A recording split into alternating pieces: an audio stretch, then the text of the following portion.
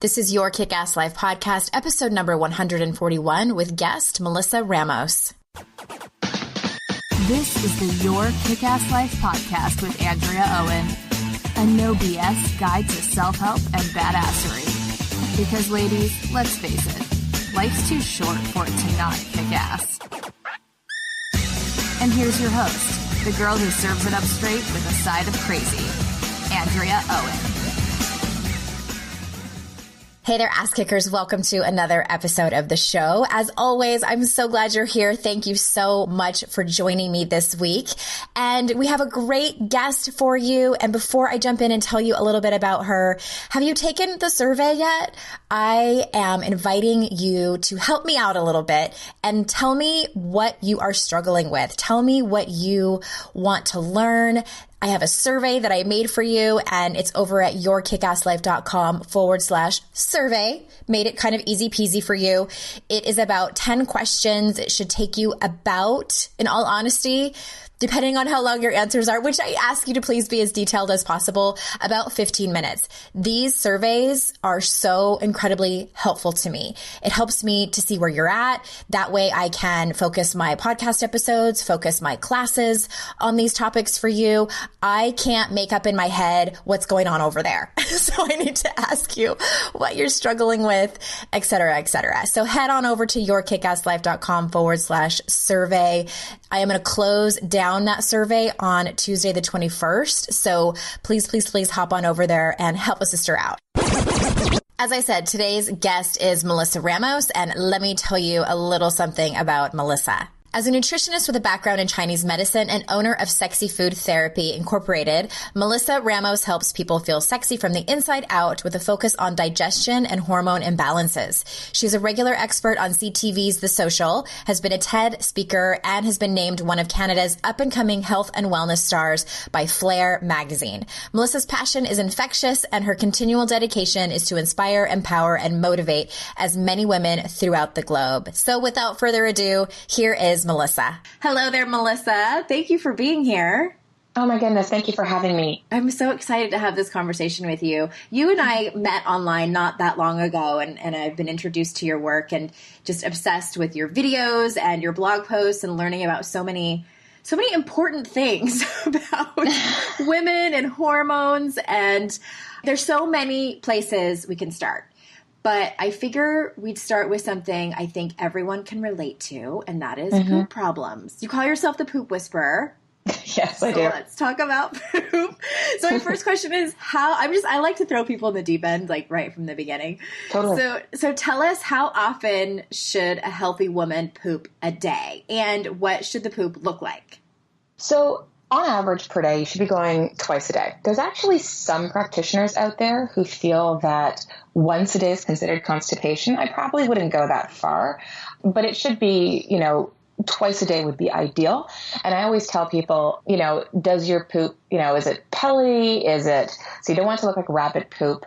You want it to look like a dog's tail. So it's like smooth and long versus, a baby's arm, which is like bumpy, and which would show that you're a bit dehydrated because the poop is starting to look like the large intestine, right? Because it's actually forming to sort of look like that. So that means it's been sitting in there for too long and the water's being pulled out of the poop, right? Yeah, pretty much. See, I know something. Well, my son has had some issues, so I have done a little bit of research. There you go. Perfect. Okay, so what is going on because I think that, I'm asking for a friend. Yeah. What if it's the rabbit poop? My mom's really funny, and she was over at my house one time, and I knew she was going number 2, and I asked her. She came out, and I'm like, how'd it work out? I'll work out in there, and she's like, well, if I was a goat, it would be great. Oh no! So, and I've struggled in that area too. I call them rabbit turds. So, what is going on when that's what our poop looks like? Well, when we're having rabbit turds, there's a couple of things that are happening. So either number one, you need to drink more water because, there's dehydration happening. So that's a potential. The other thing that could be happening is that there's not enough fats in the diet. So we're not getting enough lubrication for the poop to be well formed and to kind of come out easy.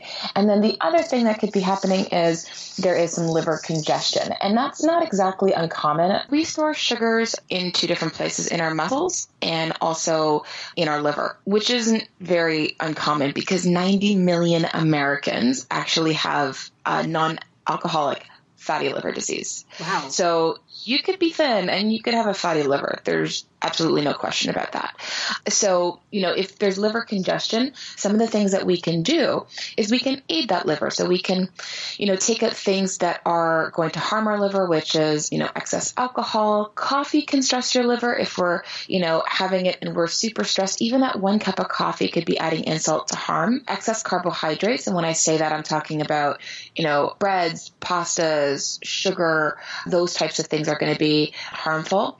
And things that are going to help to uplift the liver are lots of greens, for sure. The liver loves greens. And also things like having a teaspoon of apple cider vinegar, unpasteurized, about 5 to 10 minutes before each meal. And that really helps to ignite the liver so that it can pump out bile, which is really what's carrying all your toxins and your hormones out and dumping them in your poop.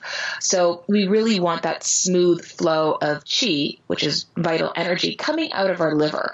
And when we don't have that, we start to see that our poop is pellety. It's almost like, I don't know if you ever studied music when you were younger, but the idea of staccato, like da, da, da, da, da, like that's how I kind of think of like pellet poop. It's just, there's no nice consistent flow. It's just this staccato music because it's like this pellets that are coming out. So by doing that, having that apple cider vinegar is going to be great. The greens are going to be great. The water and the fats are going to be awesome. That's interesting. So I actually put a little bit of apple cider vinegar in my mineral water and with like a lemon, and it's good. It tastes a little bit like kombucha, and I try to be kind of adventurous with my beverages because I don't drink anymore. So I was like, all right. Someone had it at a party or something. It was apple cider vinegar. She put rosemary in it too, fresh rosemary. And I really liked it. So I've been doing that at home, but I didn't know that it mattered when you drank it. Or, does it really matter? Because I just kind of drink it whenever. Yeah, you can drink it whenever. If you have it really, about 5-10 minutes before you eat, it's going to be a little bit more concentrated for digestion. And you can actually purchase bitters that are actually going to help your liver even more because it'll have various herbs in it that will help to facilitate liver function even more so. There's several bitters that I like here in Canada. There's ones that I like in the States. In the States, it's Urban Moonshine bitters, digestive bitters. And they've got all these different flavors. But truthfully, you really want to have the original one, which is sort of the nastiest tasting one because it shouldn't taste like maple. It really should be bitter so that the liver can work its magic. Got it. Okay. So what about wiping? It seems like you're a little bit obsessed with wiping. Talk to us about that. It's true. So a lot of people don't ask this, but how many times you wipe after the bathroom is really important. So I always say to people, are you wiping between 1 and 3 times or 3 or more? And if you're wiping 3 or more, then it's saying that there's a lot of mucus in the colon. So if you're eating lots of breads and pastas and lots of sugar, and dairy, you're going to notice that you're going to be wiping after you have a bowel movement quite a bit more. And when we remove those foods, you're going to see that the wiping is significantly less. That's interesting. I've never had this conversation before. I've had a lot of repeat conversations on this podcast. Never have we had that in 141 episodes. Blue ribbon, first place. Awesome. Okay, so what about bloating? What is happening when women struggle with bloating? Because I feel like this is probably a common complaint. Yeah, it's a huge one. So I always ask people, when you're bloating, are you bloating roughly half an hour after eating? And quite often, more often than not, people are saying yes. It's always about half an hour afterwards. And what that means is that we're lacking in the stomach acid. Because when you eat food, it's going to go directly into your stomach, and you've got this stomach acid that's going to break up your food. But the problem is that several things actually inhibit stomach acid. Number one is stress, because when we're stressed, our body's like, I don't want to be digesting anything right now. I want to get away from the bear that's attacking me. And unfortunately, we live in a society where we're just in this fight or flight mode consistently. So our body always feels like we're running away from that bear. So the digestive function just sort of shuts down. And so being able to digest food is not going to be first priority. So when you end up eating food and there's no stomach acid, we bloat because we don't have that fire to be able to break it down. The other thing that could be happening is if you're drinking cold water. So, you go to a restaurant and they're like, oh, here's some water before your meal. And it's always with ice. Yeah, I always ask for it without ice. Always ask for it without ice because the ice is actually, it's like extinguishing that digestive fire that's supposed to break down our food. So I always have people who say to me like, every single time that I eat protein, I bloat right afterwards. And the reason why they are is because you require stomach acid to actually turn on the enzyme that's supposed to digest protein. So you need stomach acid. So it's there for quite a few different reasons, but primarily I always see people, that's a big thing. So that apple cider vinegar will help. Digestive bitters will help. Although when I say digestive bitters, like I previously mentioned, it shouldn't be confused with Swedish bitters. Swedish bitters have a herb called senna in it. And senna is actually a laxative. So people are like, I'm pooping like a champ. And I'm like, yeah, because there's senna in it and it's habit forming. So stay away from that. And the other thing that you can do to help with bloating, if all those things don't work, then try to get an enzyme formulation that has something in it called HCl. And HCl essentially is hydrochloric acid, which is essentially helps to mimic your stomach acid so you can digest food. That's interesting. I always thought that bloating was a sign of a food intolerance, so it's not always. It's not always. It can be, but more often than not, I see that people are bloating more so because of the fact that they're low in stomach acid. And as we get older, our stomach acid continues to decline. So it's just sort of a fate of getting older, but it happens. Yeah. Oh my gosh. So a couple of years ago, I did the Whole30, which I don't know if I've ever even mentioned it here because it was, I'll just say that someone who struggled with an eating disorder, and then I found out like 3 weeks in that people who have struggled with an eating disorder should not do the Whole30. And I'm like, that would have been really great for me to know a long time ago. It was a little bit of a disaster. Like I went into this depression and my hormones just fucked. Like that's the best word I can use. But one of the things that happened is that I wasn't bloated anymore. And here's the funny thing is I never knew I was bloated. Really? I just thought that was my norm. I just always thought that was my norm. I was looking in the mirror and I was like, but that whole area of my body looks completely different. And then when I went back to eating, what I normally eat, and I don't eat terribly, but yeah, it came back. I just always thought it was my body type. And I don't have any like stomach issues where I don't have IBS. I'm not, overly gassy or stomach pains or anything like that. So there were no alarm bells. Mm-hmm. Oh my goodness. Go figure. Yeah, no, it's a big one. And some people don't even realize that they're bloated. Some people just feel like this is the norm for me because some people just live that way. And they're like, I thought everybody felt this way after they eat. I'm like, no, not necessarily. I'll have to pay attention to see if it happens more after I eat. I bet it does. Yeah. It'd be interesting to find out. But yeah, it never has really caused a major problem, except sometimes my pants are uncomfortable and I'm like, I'll just unbutton them. You're like, problem solved. Problem solved. Totally. Oh my gosh. So moving over around the corner, like literally around the corner, let's talk about women's reproductive issues. So you have an incredible story about polycystic ovarian syndrome. So I would love for you to tell our listeners your story and then talk about, how common is this? It's very common and a lot like autism where the definition of it is expanding because the condition of it is expanding to sort of, a wider range of symptoms. PCOS is also expanding substantially. And I've seen this all over the map from like the classic case where the woman is, overweight and she's got higher levels of male hormones like testosterone. She's got a bunch of cysts that, appear on an ultrasound like grapes all over her cysts where they can't count how many there are.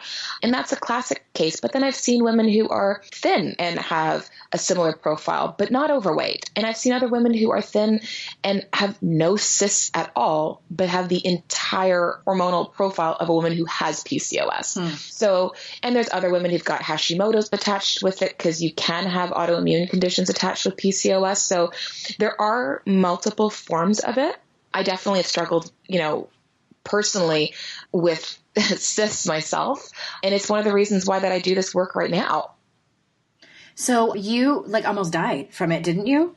Yeah. So it was one evening where I honestly, truthfully thought that I was having an appendicitis attack because I had a lot of pain and I don't know. I just felt really bloated. And then I thought, well, maybe I'm constipated. Maybe I just got to go to the bathroom and nothing was moving. And then soon enough, I'm on all fours and I'm just snotty crying. And I'm like, I think I need to go to the hospital. So I went, they took a CAT scan of me and they said, listen, we can't see anything. Like we can't see your kidneys. We can't see anything. Like we just see blood right up to your lung cavity. And we don't know if it's a perforated bowel. We just have to, all we know is we have to go in and do an emergency surgery with you. So call family. So I did.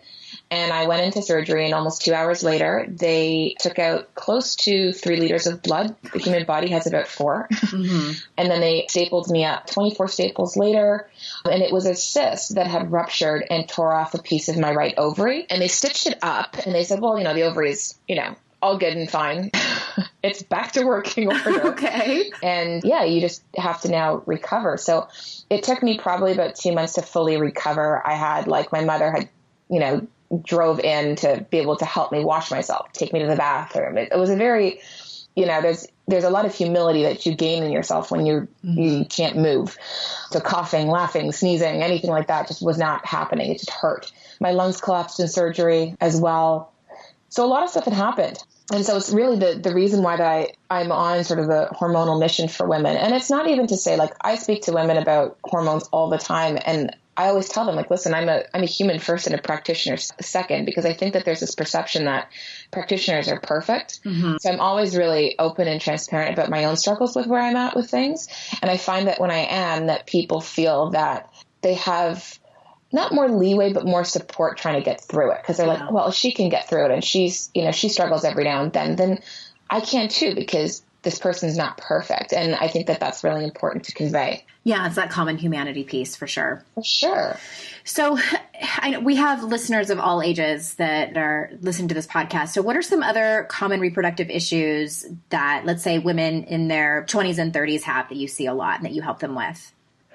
In their 20s and 30s, I'll see everything from really bad PMS. And that's from, feeling super emotional and sad and crying at any whim to wanting to rip somebody's head off. That's mine. Yeah. So, there's those two. And truthfully, I see that PMS and sore breasts and cramps and backaches, and PMS is huge. Bloating is also a really big one as well. And what most people don't realize is that your PMS symptoms are really indicative of how you've been treating your body a month or two prior to getting your period. So a lot of women are like, oh, I feel like crap right now. What can I do? And there are certain things you can do, but for the most part, if you really want to see actual results, it's going to require more of a lifestyle change so that when you get your next period, it's going to be I have some women who are actually happy when they get their period now, which is unbelievable because they used to dread it before. Yeah. Now they get it and they don't have those pains. So I see PMS for sure. PCOS is massive. That's definitely a big one.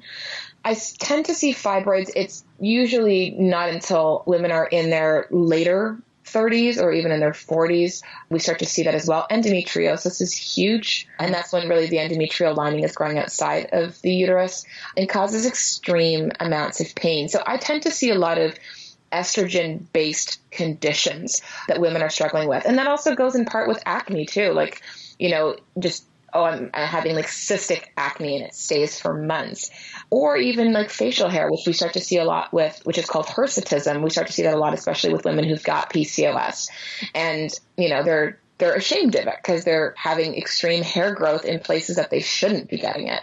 So yeah, it's really all over across the board. That's fascinating. So what about 40s and 50s, as we start to shift into perimenopause and menopause? Yeah. So in your 40s and 50s, after the age of 35, our progesterone levels dip substantially. And if you look at progesterone is supposed to be there as what nourishes you versus estrogen is sort of on the opposite scale of things. So after 35, your progesterone levels dip. And some of the things that actually make progesterone dip even more so is when you're under chronic amounts of stress, because your stress hormones can begin to compete with your sex hormones, namely progesterone. And that ends up causing things like fibroids is a huge one. Believe it or not, by the time that you're 50 years old, 70% of women will actually get a fibroid. Wow. Yeah, it's huge. And because when you start to see, like, if you think of progesterone and estrogen at the same baseline level, if progesterone is deficient because of stress and because of age, estrogen by comparison begins to look a lot higher. And we need that progesterone anchor so that we're not getting a lot of these symptoms. And when women start to go into perimenopause, you start to see dry skin, moodiness, sleeping starts to become disturbed, hot flashes, really wonky periods. Like, you can essentially be going through this transition of menopause for 10 years. Mm-hmm. And it doesn't mean that you have to suffer for the 10 years, especially even with unexplained weight gain. Like, they're like, I don't know why I have these extra 10 pounds and I can't seem to shake it off, versus like even 5 years ago, I could, do this, eat this way, and it would just melt off. And now I'm having a problem with it. Thinning hair as well.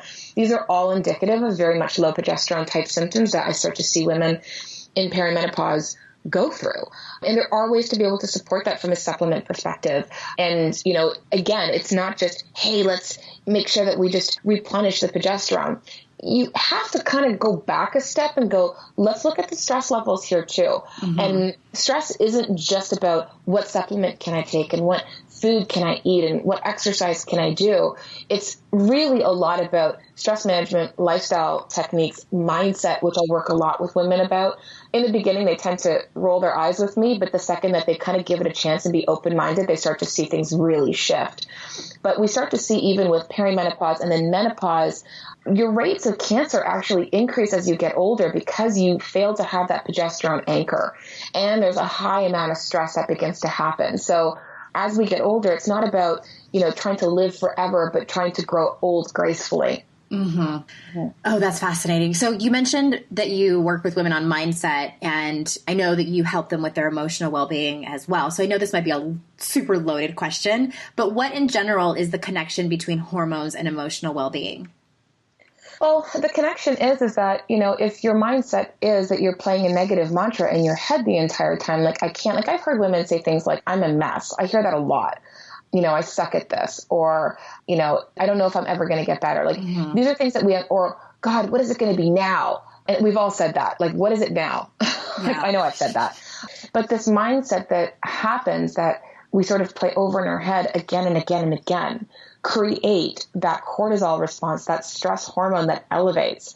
And when that stress hormone elevates, I don't know about you, but the first thing I want to do is eat. So yeah.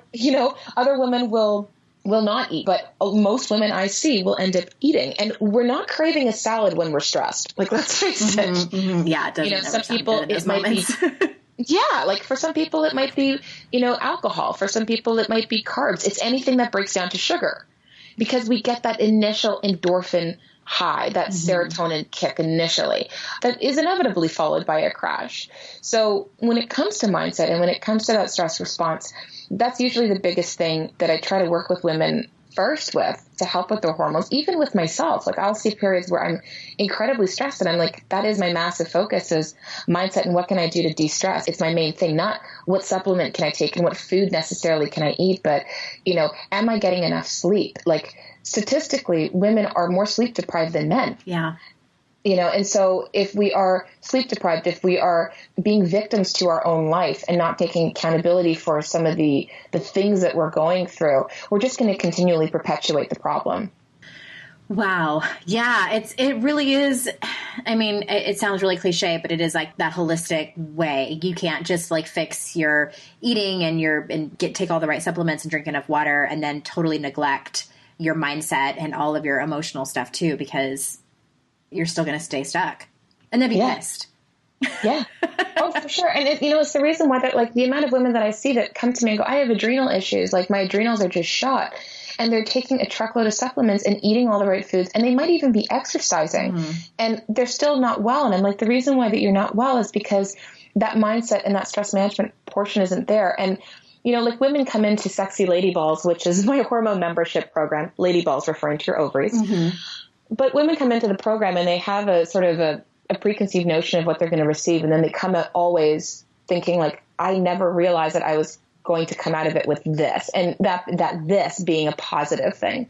So that's really, really important, because even like exercise, for example, I see two different subsets of women. Either they're sedentary or they're over-exercising. They're doing CrossFit, they're doing spinning, they're doing marathons. And that's not to say that any of these workouts are bad.